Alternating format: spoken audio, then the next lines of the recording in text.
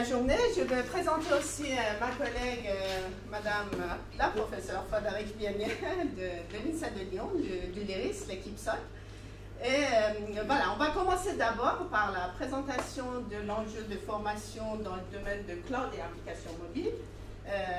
Qu'est-ce qui est important, quels sont les critères pour avoir une formation de qualité, comment on peut arriver à l'excellence. Et ensuite, on va, voilà, monsieur Nicolas Figuet, docteur Nicolas Figuet, d'Airbus, qui sera. Et ensuite, on va présenter la plateforme MOOC de l'Université de Lyon, que je voudrais aussi remercier le service ICAP, qui a participé d'une manière très active dans ces deux projets, Nebula et Medford Apps, qui vont présenter qu'est-ce que ça veut dire un MOOC, pourquoi il faut aller vers les plateformes pédagogiques innovantes. Et ensuite, on va présenter le projet Nebula, c'est une formation professionnalisante qu'on a développée sous forme des MOOC, et aussi le projet Medford Apps, qui est aussi une formation professionnalisante sous forme des MOOC pour le cloud et pour les applications mobiles. C'est pour ça qu'on va vous présenter ce qu'on a développé, comment on va faire. Il y aura aussi des questionnaires qu'on va distribuer pour mesurer l'impact de ces deux projets. Et ensuite, on va avoir la présentation de Dr Nicolas Figuet de Airbus pour nous parler justement de le lien entre les enseignants, l'académie, l'université et les entreprises, et surtout l'impact du cloud et Internet des objets dans Airbus.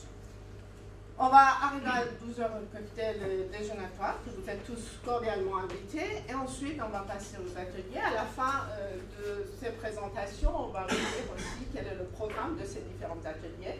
Et il y aura des posters et des démos aussi en lien avec ces deux projets qui sont dans la salle C4 juste à côté. Bon, avant de commencer les enjeux, je vais quand même... voilà, je vais présenter la vidéo du département. Voilà, si on arrive. Sinon, on va aller...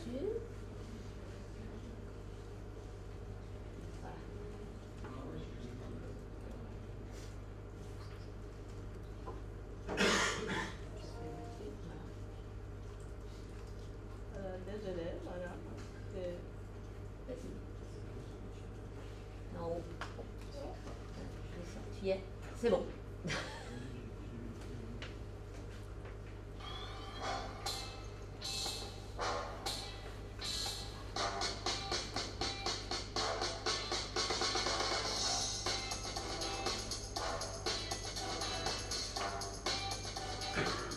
On adresse un spectre très large de l'ensemble des formations, donc des besoins des entreprises. C'est-à-dire qu'on forme des gens aussi bien de métiers dits de l'infrastructure que de métiers dits de développement. Ce que nous reconnaissent en fait les entreprises, c'est de former des jeunes très opérationnels sur le plan technique, tout en leur ayant permis d'être très flexibles. Autrement dit, ils ont appris à apprendre.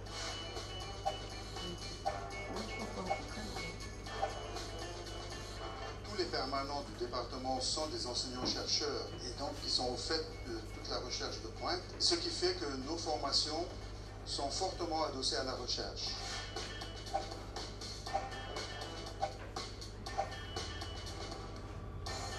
On a eu l'occasion cette année de travailler avec l'université. En fait, on a sollicité en disant on a une vraie problématique de type recherche et on a pu très facilement monter un dossier avec un laboratoire de l'université, par des mises en relation. Derrière, monter un projet qui aboutit à quelque chose de très pratique dont on sert tous les jours. Ce qui me faisait un peu peur en arrivant à l'université, c'était de faire plus de théorie que de pratique, et finalement pas du tout. On a énormément de TP, donc de pratiques, pas que sur des ordinateurs, mais par exemple sur des robots Lego ou sur des drones. Et c'était très enrichissant de travailler sur de nouveaux supports.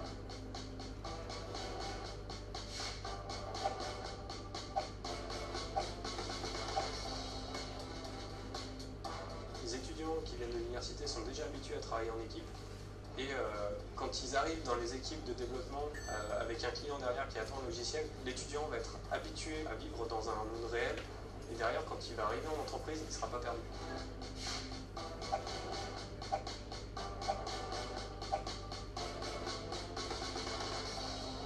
Il y a une ouverture et une proximité pour faire intervenir nos experts CGI dans ces différents cours. Il y a aussi des cours théoriques pointus et sur lesquels nous, on peut avoir des besoins qui nous intéressent particulièrement.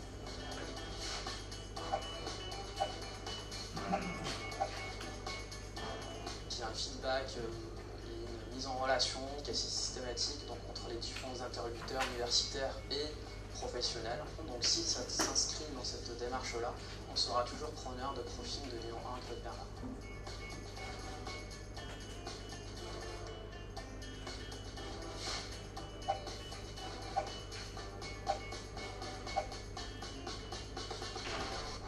Donc si vous êtes un étudiant à la recherche d'une formation ou si vous êtes une entreprise à la recherche d'étudiants performants, le département est ouvert et nous sommes à votre écoute.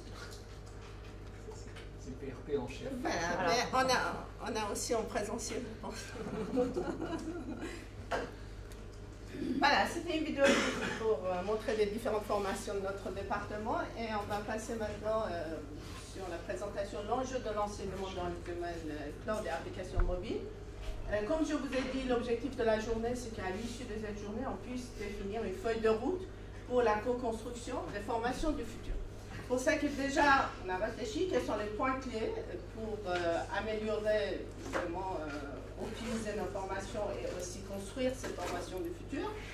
On a pensé que, bon, déjà, il faut, je ne veux pas dire la mise en cause, mais quand même de revoir le processus d'enseignement. Comment on peut améliorer la qualité au niveau des processus d'enseignement, comment on peut aussi qualifier les relations avec les entreprises, c'est-à-dire l'expérience des étudiants au sein des entreprises et différents organismes. Aujourd'hui, c'est par via des stages et aussi des projets, mais peut-être il faut quand même impliquer les entreprises et les organismes le plus tôt possible dans ce processus de formation.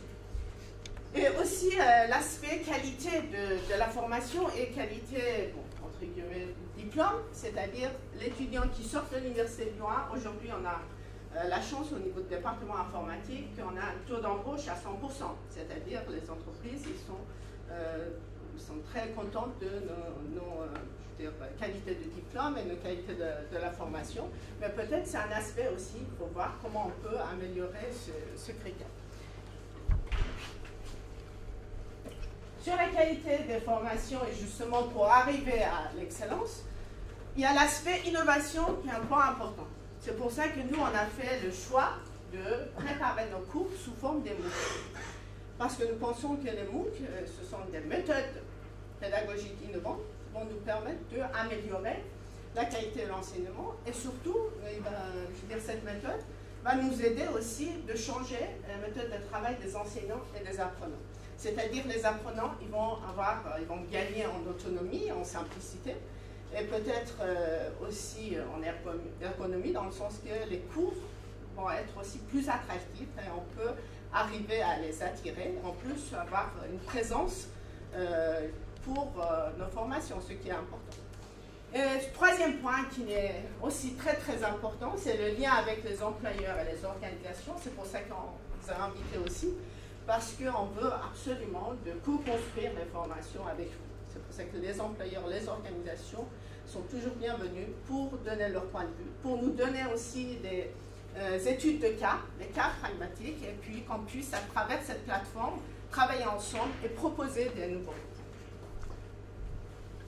Donc en fait, ces nouvelles plateformes d'apprentissage, pour nous, elles se situent sur un triptyque apprenants, université et employeurs. Donc ce qui va concerner les apprenants, et on dirait même sur Nebula avec Foraps, l'apprentissage tout au long de la vie, donc formation continue et évolution de l'expertise dans les entreprises. Comment arriver à se former tout au long de la vie? Évidemment, sur Internet, il y a un fonds documentaire qui est très vaste. Le problème qu'il y a, c'est d'arriver à trouver les bonnes informations quand on ne connaît pas forcément le domaine, de les synthétiser, de pouvoir les trier, les comprendre ensuite pour pouvoir les mettre en œuvre et les capitaliser. Et tout ça en faisant évoluer les référentiels de compétences par rapport aux besoins des apprenants, mais aussi aux besoins des entreprises avec des besoins qui sont un peu plus immédiats. Donc si on aborde ceci aussi sous l'angle de l'entreprise, si on met ce même diagramme, il va falloir aussi chercher essayer de conforter l'expertise, évaluer les nouvelles technologies pour savoir si on y va ou si on n'y va pas. Je crois que ce sera aussi la conclusion pour les migrations sur le cloud. Est-ce qu'on y va ou est-ce qu'on n'y va pas? Pour le faire, essayer de se confronter sur des cas d'usage, utiliser l'ensemble des ressources, comme cela a été dit dans la vidéo, avec les laboratoires de recherche, avec les formations, pour savoir s'il y a de nouvelles opportunités, de nouveaux sauts technologiques à mettre en œuvre, et également de pouvoir prévoir des formations internes pour pouvoir faire évoluer le référentiel de compétences. Et enfin, pour les universités, c'est-à-dire pour nous, si tu peux passer au suivant, merci. Le métier d'enseignant-chercheur, on dit toujours que c'est plusieurs métiers. Alors on a 3 casquettes, une casquette de chercheur, une casquette d'enseignant et des casquettes, on va dire, un peu plus administratives, c'est le triptyque de nos métiers. Dans ces nouvelles formations du futur, je les restreindrai à nos 2 casquettes principales qui sont la recherche et l'enseignement. Et dans ce cas-là, quand on va faire de la recherche, on va travailler sur l'innovation. Et cette innovation, il va aussi falloir qu'on s'appuie sur les entreprises pour comprendre quels sont les besoins en innovation, qu'on puisse innover aussi pédagogiquement pour que ces résultats de la recherche puissent être transférés dans nos formations, pour ensuite permettre de former les futurs acteurs des entreprises.